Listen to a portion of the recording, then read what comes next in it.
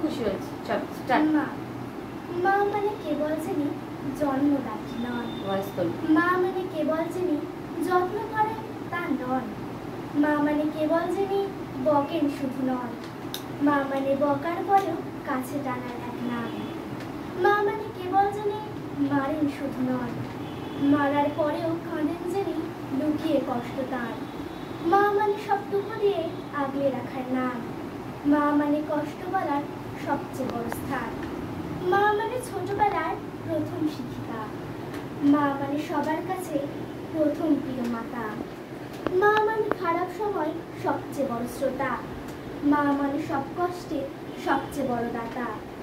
পৃথিবীতে বেঁচে আছেন এমন কত মা, যারা কেবল হাসি মুখে কষ্ট কেবল সয়, করেই চলেন অক্লান্ত পরিশ্রমী কাজ, তুলে দিতে শুধু অন্য ছেলের মুখে তার।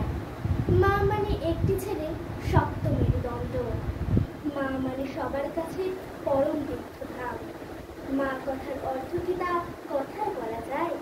প্রণাম জানাই পৃথিবীর সকল শ্রেষ্ঠ। নমস্কার।